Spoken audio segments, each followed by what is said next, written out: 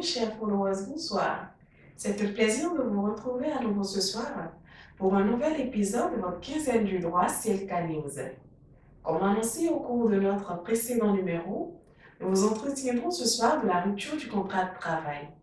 Pour ce faire, nous retrouvons à nouveau Maître Isabelle Nianke qui éclairera notre lanterne sur ce sujet. Bonsoir Maître.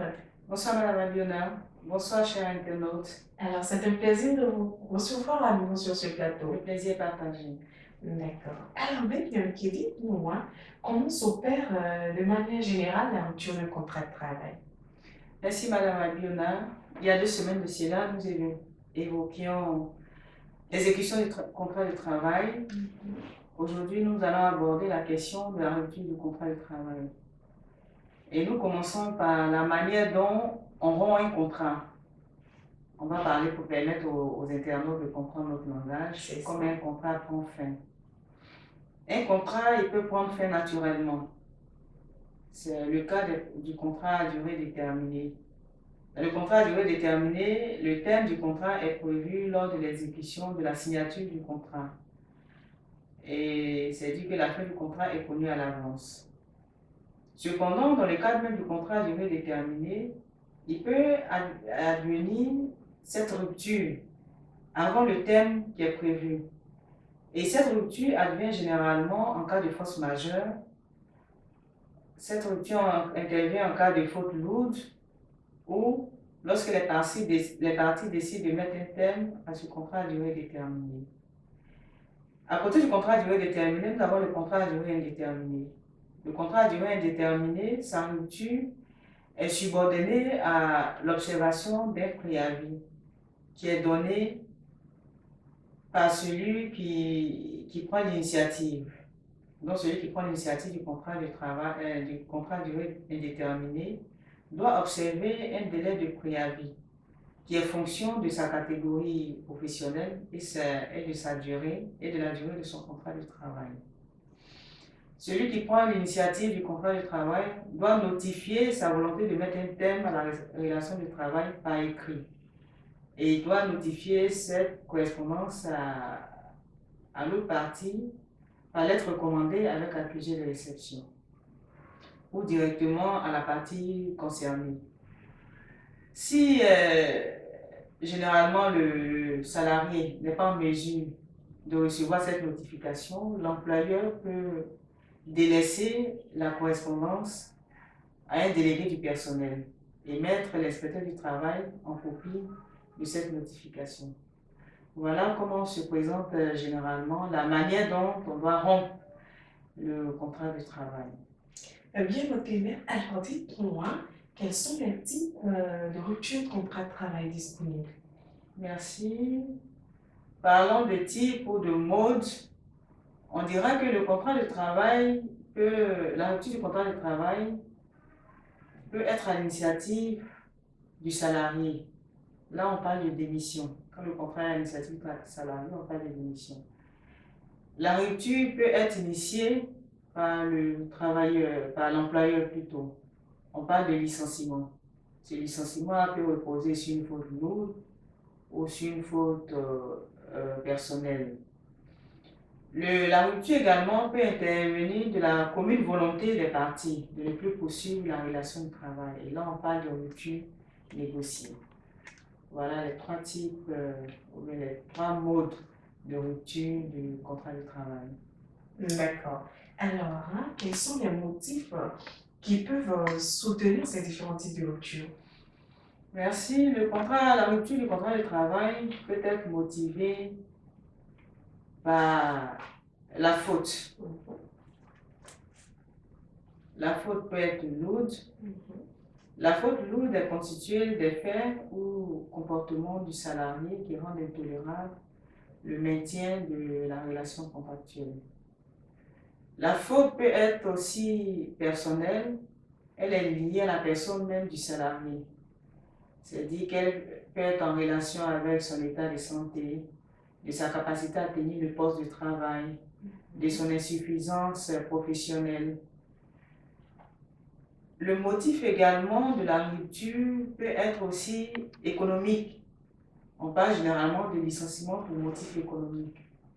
C'est le licenciement qui est à l'initiative de l'employeur qui, pour des besoins de réorganisation de l'entreprise, décide de mettre un terme au contrat de travail. Et généralement, c'est le licenciement de plusieurs salariés. Voilà ainsi présenté les motifs qui peuvent conduire à la rupture du contrat de travail. D'accord, mais Camille. Alors, hein, forcément, je me dis hein, que lorsqu'il y a rupture hein, par l'une ou l'autre des parties, il y a forcément des indemnités qui vont avec, n'est-ce pas? Alors, quelles sont les indemnités auxquelles a droit la partie qui ne prend pas l'initiative de la rupture? D'accord. Lorsqu'advient la rupture, il y a toujours un préjudice qui est subi par la partie qui ne prend pas l'initiative. C'est ça. Donc, l'autre est tenu de réparer le préjudice que subit ce dernier du fait de cette rupture du contrat de travail. Et cette réparation est fonction de la nature du contrat. Quand nous sommes dans le contrat à durée déterminée, cette indemnisation, cette réparation s'analyse dans les dommages et intérêts, qui constituent en fait les avantages et salaires dont aurait perçu le salarié jusqu'au terme du contrat de travail. Quand nous sommes dans la situation du contrat à durée indéterminée, ces indemnités sont généralement l'indemnité de licenciement, l'indemnité compensatrice de préavis lorsque le préavis n'a pas été respecté, l'indemnité de licenciement lorsque le salarié bénéficie d'au moins d'une année de présence dans l'entreprise, l'indemnité compensatrice de congé lorsque le salarié a acquis droit au congé et qu'intervient la rupture. Voilà, entre autres, les indemnités auxquelles a droit celui qui ne prend pas l'initiative du contrat, de la rupture du contrat de travail. Bien noté, Maître Minky. Alors, nous allons observer une petite pause. Nous allons répondre à la préoccupation de l'un de nos chers internautes qui dit ceci. Peut-on rompre un contrat de travail au cours d'une période d'essai? Merci Madame Abiona. Le contrat de travail, qu'il soit à durée déterminée ou à durée indéterminée, peut être assorti d'une période d'essai. La période d'essai est en fait la période d'observance au cours de laquelle l'employeur apprécie la capacité du salarié à tenir sur le poste du travail. Donc, cette période permet à l'employeur de se faire une idée de la capacité professionnelle du salarié et convainc ce dernier à poursuivre ou à confirmer le contrat qui a été signé. Durant cette période d'essai, la rupture peut intervenir de part et d'autre, que ce soit du côté de l'employeur comme du salarié. Donc, chacune des parties est libre de rompre le contrat de travail. Et la rupture, cette rupture intervient sans préavis ni indemnité. Donc, je peux dire qu'on peut rompre librement le contrat de travail pendant la période d'essai. D'accord. Alors, cher monsieur, si vous nous suivez, j'espère que Maître Yamki a su répondre à vos attentes. Alors, Maître Yamki, on continue. Dites-nous donc, quand est-ce qu'une rupture est dite abusive et surtout, quelles sont les sanctions dans ces cas-là? Merci, Madame Abiona. La rupture est dite abusive, le caractère abusif de la rupture du contrat de travail est déterminé par les juridictions qui sont saisies à la suite de la rupture. Et la rupture est dite abusive lorsque elle intervient sur des motifs qui ne sont pas légitimes, lorsque les motifs qui fondent la rupture ne sont pas sérieux et réels, lorsque cette rupture intervient dans la violation de la procédure qui est admise dans le cas du licenciement pour motif économique. Lorsque également cette rupture intervient sur la base des considérations liées à l'âge, au sexe du salarié, à son appartenance ethnique, religieuse, culturelle, à sa nationalité, à sa séropositivité avérée ou non, voilà, entre autres, à son handicap, voilà, entre autres, les éléments qui peuvent permettre à la juridiction d'apprécier le caractère abusif de la rupture du contrat de travail. Les sanctions sont l'allocation de dommages et intérêts lorsque la rupture est qualifiée la rupture est qualifiée d'abusive, des dommages et intérêts sont alloués à la partie qui est victime pour réparer le préjudice qu'elle subit. En ce qui concerne l'employeur, parce que l'employeur aussi peut être victime de la rupture abusive. Voilà. Donc, il peut être alloué à l'employeur 6 mois maximum de salaire pour compenser le préjudice qu'il subit du fait de la rupture initiée par le salarié. Donc, le maximum de ces dommages et intérêts sont de 6 mois de salaire brut. En ce qui concerne le salarié qui est victime du licenciement, la réparation de ce préjudice est arrimée à son ancienneté, à concurrence de 1 mois de salaire par année. Et le maximum qui est alloué au salarié, c'est de 20 mois. Et le minimum, c'est de 3 mois. Donc, c'est dit qu'un salarié qui fait l'objet, qui est victime d'une rupture abusive, l'allocation des dommages et intérêts ne peut pas être, même s'il a 1 année de présence dans l'entreprise, ne peut pas être inférieur à 3 mois de salaire. Voilà, donc c'est arrimé à l'ancienneté. Le minimum, c'est 3 mois. Et le maximum, en ce qui concerne le dédommagement pour le salarié, c'est de 20 mois de salaire.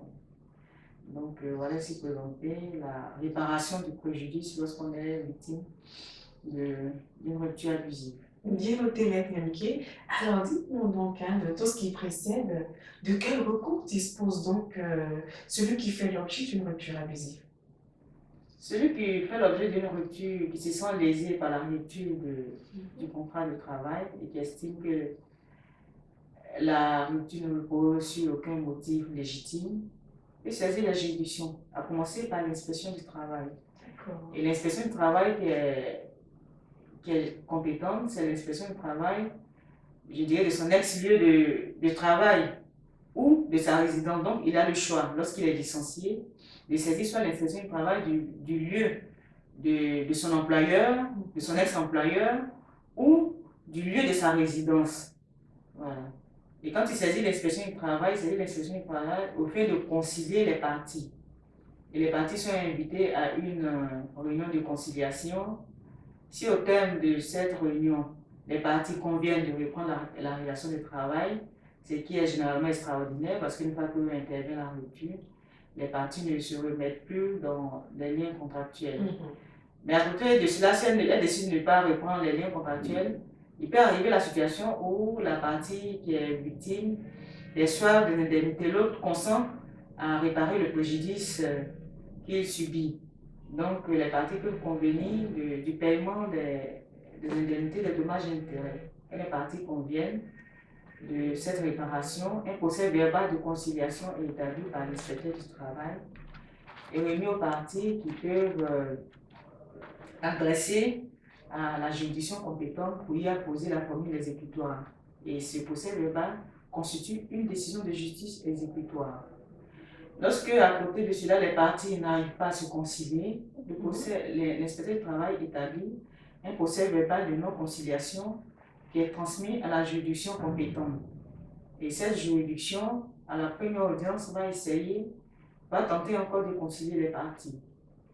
Faute pour les parties de se concilier, l'affaire est envoyée à l'audience publique pour qu'une décision soit rendue sur le litige dont cette juridiction est saisie. Donc voilà un peu la procédure adéquate ou à mettre en œuvre en cas de licenciement. Alors, merci Maître Nyamké pour ces éclairages. Nous sommes pratiquement à la fin de cette capsule. Que retenez donc ensemble de la rupture du contrat de travail? Bon, c'est d'inviter les parties à saisir les juridictions compétentes pour trancher tout litige qui naît de l'exécution de leur contrat de travail ou de la fin de leur contrat de travail. Voilà, ces juridictions sont à même de réparer tout préjudice que l'une ou l'autre partie subit du fait de cette rupture. Voilà. Et souligner également que les juridictions sont compétentes pour trancher des litiges qui naissent durant l'exécution du contrat de travail. Donc on peut saisir ces juridictions pour pallier ces licenciements et ces ruptures qui sont jugés des fois abusifs. parce que nous ne posons pas sur des motifs réels et sérieux. Merci, Maître Je Nyonké. vous en prie, Merci d'avoir répondu à nouveau à notre appel. Alors, chers followers, ce sera tout pour aujourd'hui. Nous vous donnons rendez-vous le 12 mars prochain pour un débat autour du recouvrement des créances en droit WADA. Dans ce laps de temps, prenez bien soin de vous. Au revoir. Au revoir.